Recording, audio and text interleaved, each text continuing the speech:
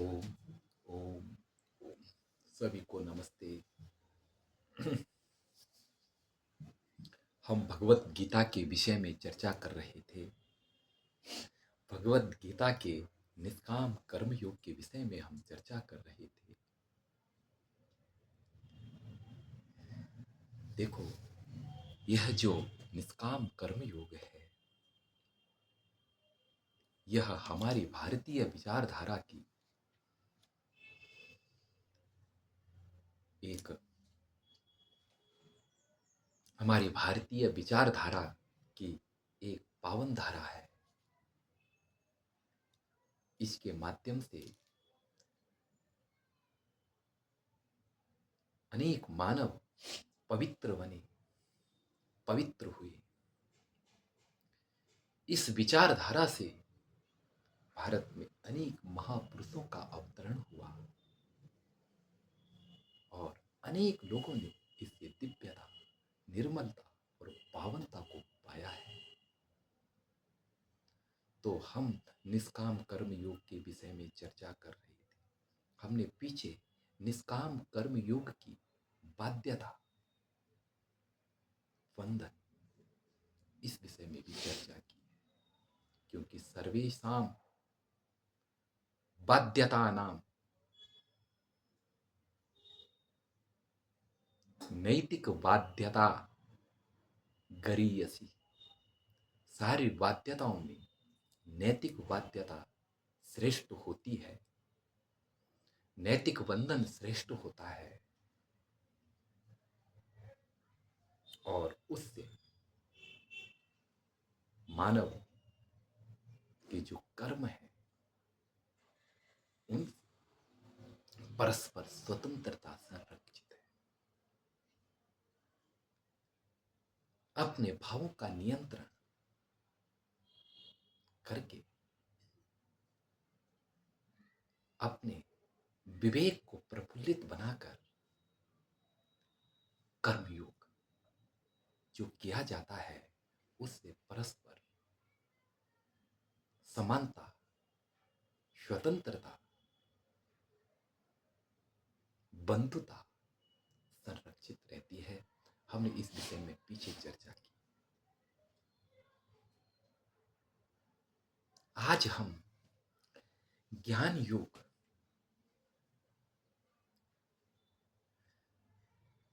ज्ञान योग के माध्यम से निष्काम कर्म योग कैसे किया जा सकता है, इस विषय में चर्चा करेंगे। ज्ञान योग के विषय में अगर देखते भी हैं तो ज्ञान योग के महान पुरोधा आचार्य शंकर हुए, अद्वैत वेदांत के महानतम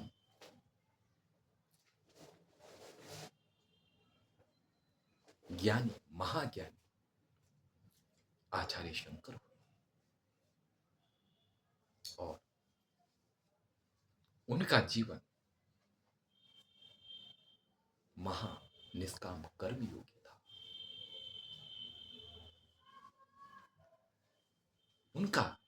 उनके जीवन में महान निष्काम कर्म योग का अवतरण हुआ था, इसीलिए उन्होंने इतने महानतम कार्य किए।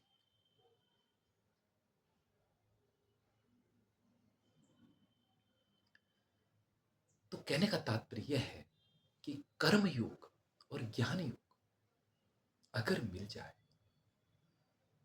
तो महान व्यक्तित्व का सृजन होता है। भगवान श्री कृष्ण स्वयं ही कि मेरे लिए कुछ करने के लिए नहीं, फिर भी मैं कर्म करता हूं।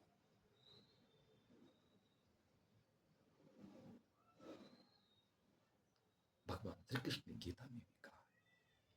तो कहने का तात्पर्य यह है कि ज्ञान योग के साथ कर्म योग कैसे किया जाए, इस विषय पर आज हम चर्चा करते हैं। तो आपको कर्म योग करना है, अपने कर्म योग करके अपने जीवन को उन्नत बनाना। तो देखो, ज्ञान योग क्या है?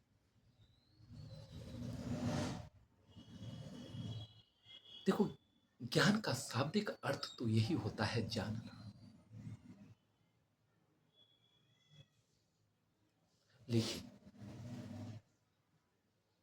क्या जाने और आप क्या जान रहे हैं और आप क्या जान करके कर्म कर रहे हैं, यह थोड़ा विचारणीय बन जाता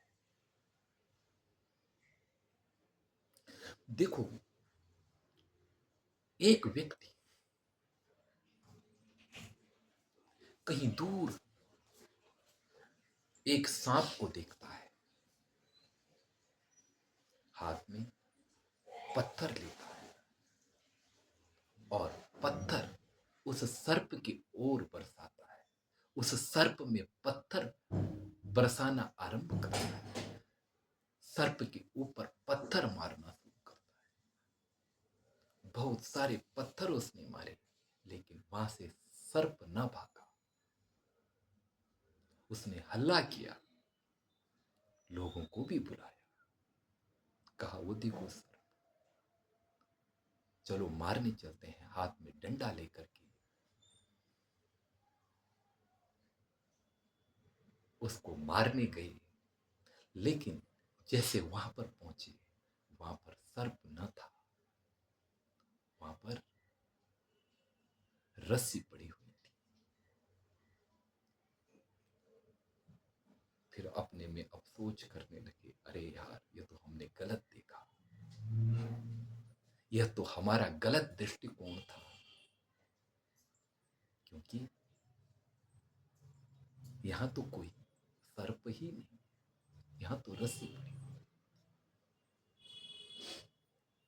यह जो यह दृष्टिकोण का छला, यह दृष्टिकोण के धोखे से हुआ कार्य है।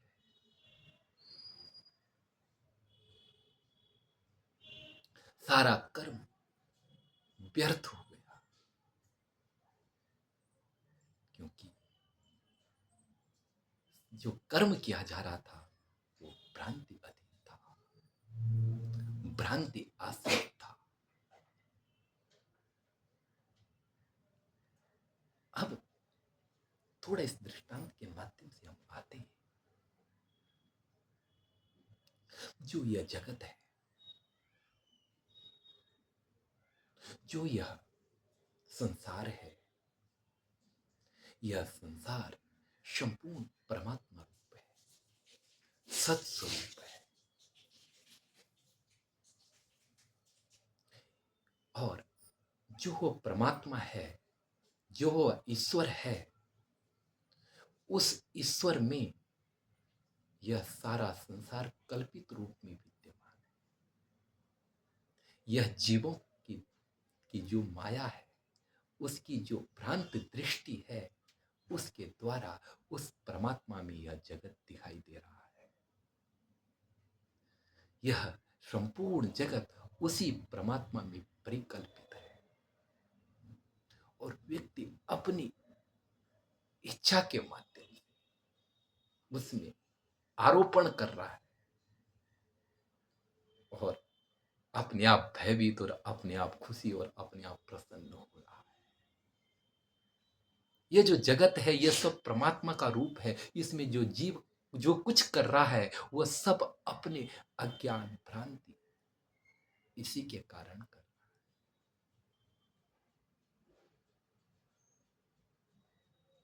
इसी के कारण वो उसमें मोहित हो रहा है, इसी भ्रांति के कारण। ये जितने भी उसके कर्म हो रहे हैं, ये सब झूठ पर आश्रित है,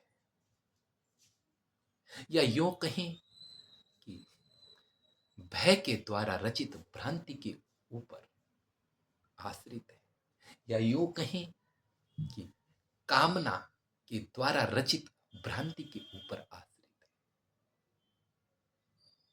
या यूं कहें कि लोभ के द्वारा रचित भ्रांति के ऊपर आश्रित। क्योंकि भय की भ्रांति तो आपने अभी रस्सी का दृष्टांत के माध्यम से बताया, लेकिन ऐसे ही कामना की भी भ्रांति होती है। एक कामी व्यक्ति एक दूर एक स्त्री को देखता है और कामना से भर करके जाता है, उसके पास में नजदीक जाता है, लेकिन वहां देखता है कि वहां स्त्री है ही नहीं। वहां कोई बाबा बैठा है जिसके बाल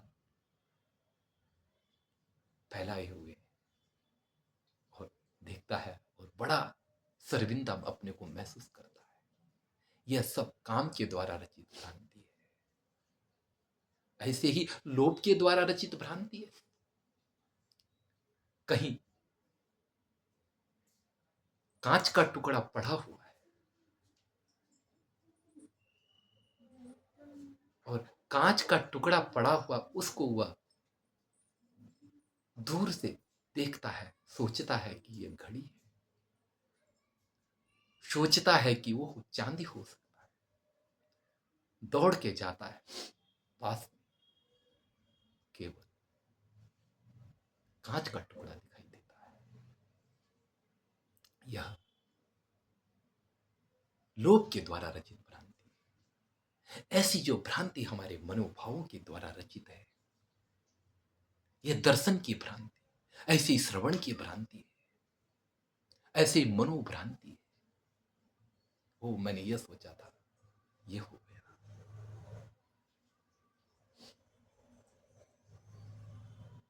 ये जो भ्रांतियां हैं, ये जो प्रत्यारोपण करके अपने को संतुष्ट रखने का भाव है,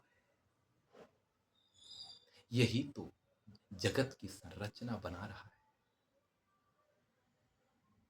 और यह सबके अंदर एक जैसा है।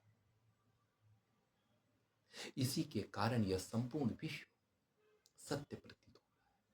ये सारे कर्म हो रहे हैं, लेकिन जब भ्रांति का अंत हो जाता है, जो इनके मूल में जो तत्व है जब वह दिखाई देता है, तो भ्रांति का अंत होता है। और भ्रांति के अंत होने पर जो कर्म हम करते हैं वो फिर सत्य आश्रित कर्म होते हैं। अब थोड़े इस विषय में भी विचार करेंगे, लेकिन उससे पूर्व सत्य आश्रित कर्म क्या है, इसके ऊपर भी हम चर्चा करेंगे। देखो, जो ये जगत है ना, इस जगत के मूल में जो तत्व है वह सदा वही कार्यरत है, उसी से ही संपूर्ण कार्य हो रहे हैं। आप थोड़ा एक चीज समझे, दो चीजें हैं, एक है मानता है, दूसरा नहीं मानता है। एक कहता है कि नहीं में है की उत्पत्ति है। जैसे सर्प है, जैसे रज्जु है, रज्जु में जो सर्प की प्रतीति है वह है के कारण है, और एक कहता है कि नहीं के कारण है। जो नहीं के कारण मानते हैं वह बौद्ध अनुयायी है। वो कहते हैं कि जो रज्जु है यह नहीं, सर्प नहीं है रज्जु में, इसलिए नहीं से है कि वहां प्रतीति हो रही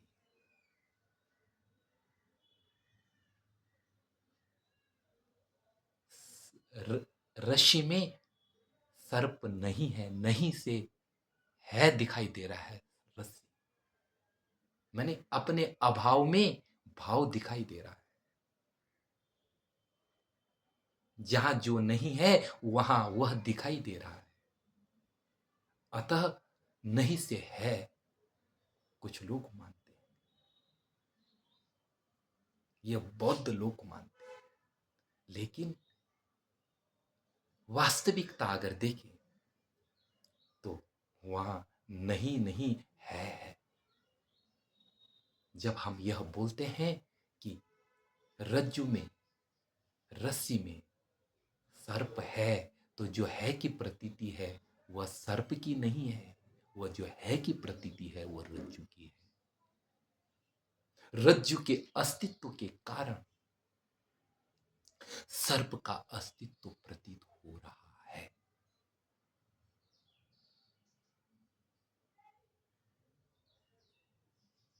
अस्थि के कारण, अस्तित्व के कारण, रज्जु के अस्तित्व से सर्प अस्तित्व में आ रहा है।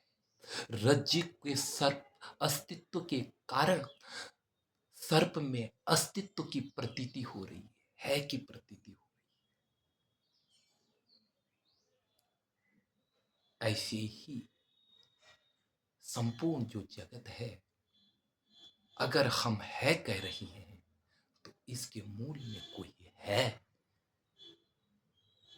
और जो है वही अस्तित्व है, और वही आत्म तत्व है, वही परमात्मा तत्व है।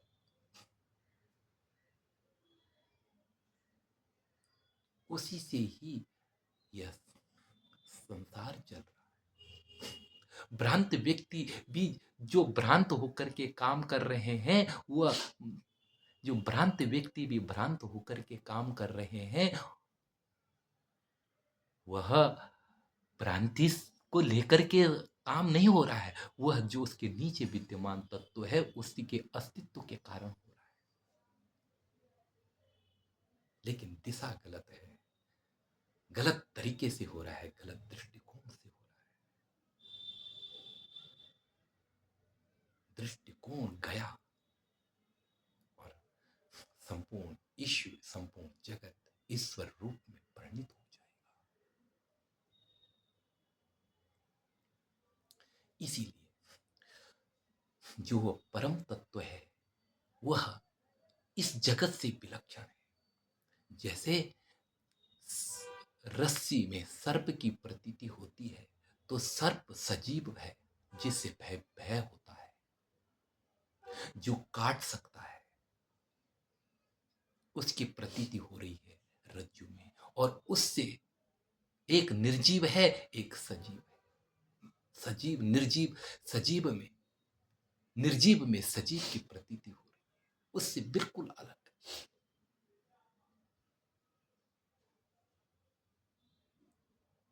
ऐसे ही यह जो जगत है, इस जगत से बिल्कुल अलग, इसके आकार प्रकार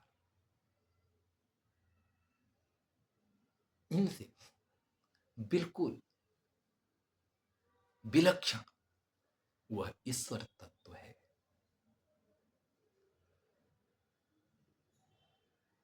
उस ईश्वर तत्व के ऊपर अपना ध्यान केंद्रित करना है। और जब वहां ध्यान केंद्रित करेंगे,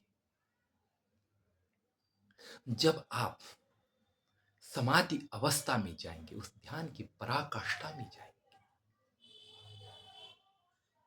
तब आप ईश्वर के नजदीक होंगे और आपके ज्ञान चक्षु से ईश्वर का साक्षात्कार होगा, जगत विदा हो जाएगा।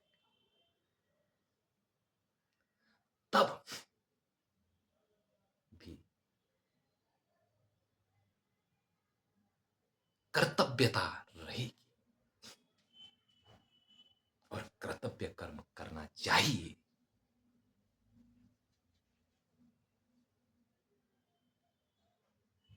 लोक उन्नति के लिए कर्म का लोप नहीं करना चाहिए।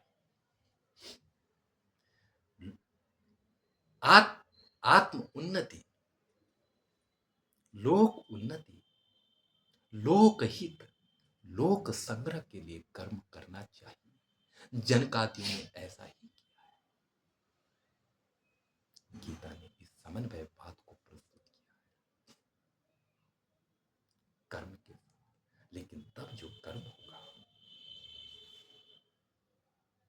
वह कर्म ऐसा होगा कि सत्य आश्रित होगा, क्योंकि भ्रांति असत्य में है, भ्रांति का कार्य असत्य में है। झूठ कपट छल सब असत्य में है। सत्य में ये कभी हो ही नहीं सकती। तब सत्यनिष्ठ कार्य होगा। परमात्मा ज्ञान स्वरूप है, यह भी विचार है। लेकिन ज्ञान का मतलब यह नहीं है, ज्ञान स्वरूप का मतलब यह नहीं है कि वो उसमें दया नहीं या उसमें श्रेष्ठतम गुण नहीं। प्रत्युत ज्ञान स्वरूप का मतलब है कि वह अज्ञान से रहित है और संपूर्ण मानवीय श्रेष्ठतम गुणों से भरपूर। अहंकार सृजित कर्म तब न हो, लेकिन जो ईश्वर है, जो परम पिता परमात्मा है,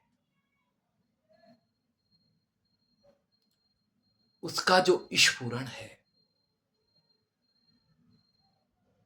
ब्रह्मण स्फूर्ति लक्षण, जो उस परमात्मा का के द्वारा, जो उस परमात्मा की सृजनता है, व्यक्ति उस सृजनता के साथ एक ही हो जाता है। तब हो सकता है कि उस पराचेतना के द्वारा दिव्य कर्मों का सृजन इस शरीर के माध्यम से हो।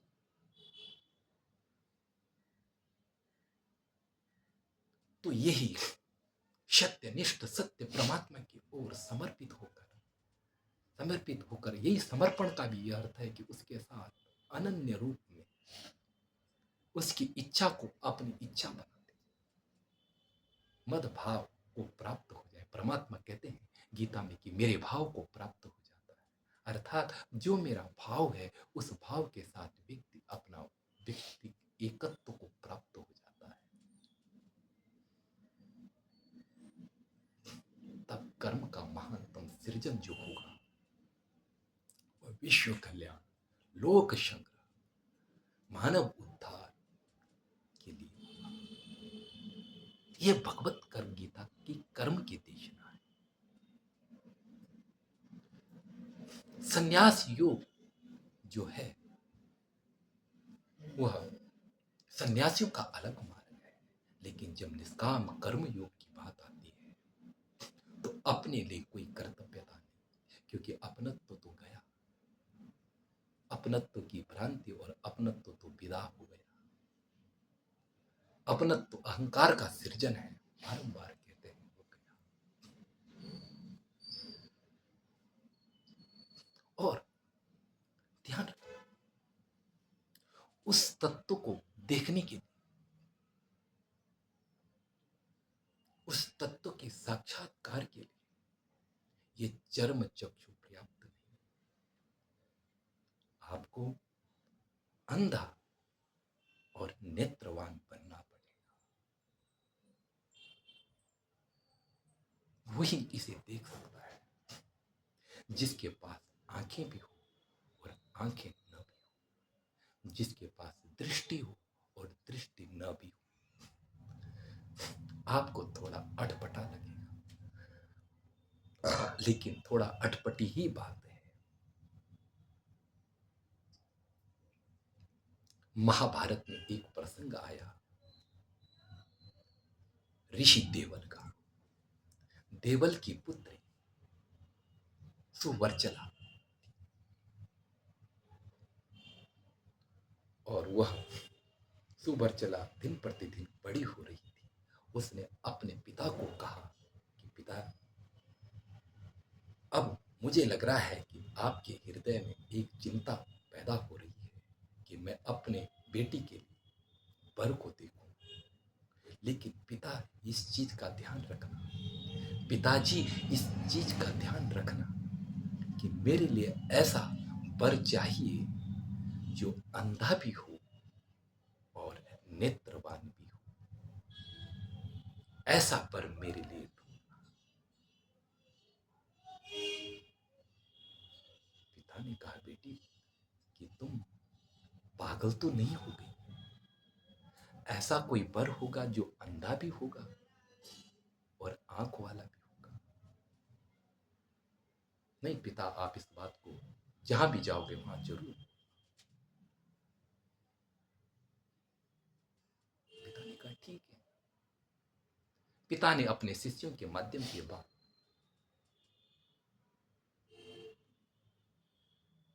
पूरे राज्य में फैला दी। और उसी राज्य में एक ऋषि रहते थे,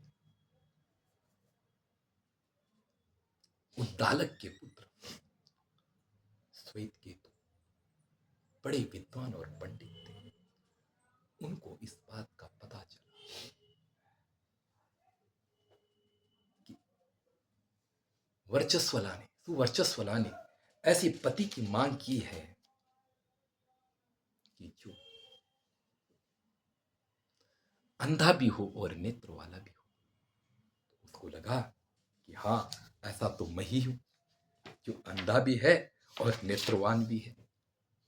तो वो चल पड़ता है और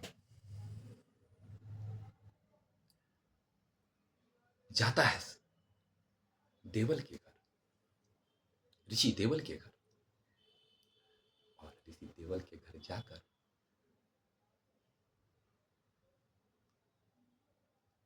ऋषि देवल जो है वो बड़े उदास हैं, क्योंकि उस प्रश्न का उत्तर न मिला। लेकिन जैसे श्वेत केतु जाता है और श्वेत केतु कहता है कि मैं इस प्रश्न का उत्तर दूंगा, और हाँ, मैं अंधा भी हूं और नेत्रवान भी हूं। मैं नेत्रहीन भी हूं और नेत्र वाला भी हूं। मैं आंखों से रहित हूं और मेरे आंखें भी है, और मेरी दृष्टि नहीं भी है और मेरी दृष्टि है भी। सुवर्चला, सुवर्चस्वला, सुवर्चला, सुवर्चला के साथ संवाद होता है। वो सुवर्चला को कहता है कि सुवर्चला, सुवर्चला, मैं नेत्रवान भी हूं, मैं नेत्रवान भी हूं और नेत्र रहित। मेरे आंखें भी है और मैं आंखों से रहित हूं। बोला कैसे? उसने कहा कि देखो, जो इस संसार को चला रहा है, जिसकी जिस जिस परमात्मा की दृष्टि से यह संसार चल रहा है, जो यह संपूर्ण कार्य कर रहा है, जो संपूर्ण देखने का काम कर रहा है इस ब्रह्मांड को, और इस शरीर के माध्यम से जो देख रहा है, सुन रहा है, बोल रहा है, जो ये संपूर्ण कार्य कर रहा है, वो ही मेरी दृष्टि है। मेरे अपने कोई भी नेत्र नहीं, मेरे ये चर्म चक्षु, इनसे मैं देखता ही नहीं, वही परमपिता परमात्मा ही इनसे देखता है। इसलिए मेरे अपने कोई भी नेत्र नहीं है, इसलिए मैं नेत्र विहीन।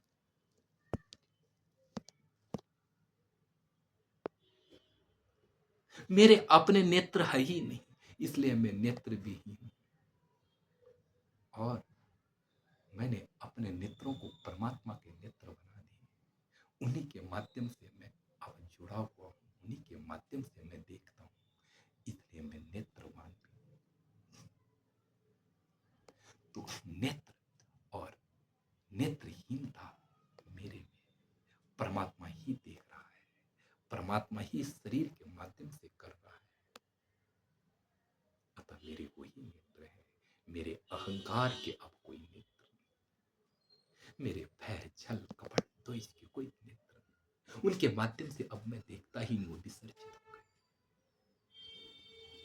इसलिए मैं महान नेत्र दृष्टि वाला भी हूं और आंखों से रहित भी हूं।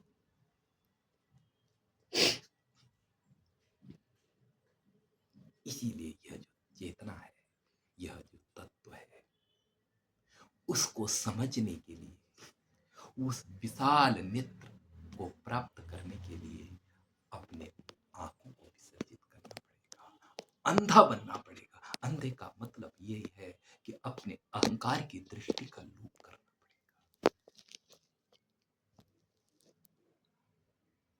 और जो परम चेतना है, उसी को ही अपना दृष्टिकोण बनाना पड़ेगा।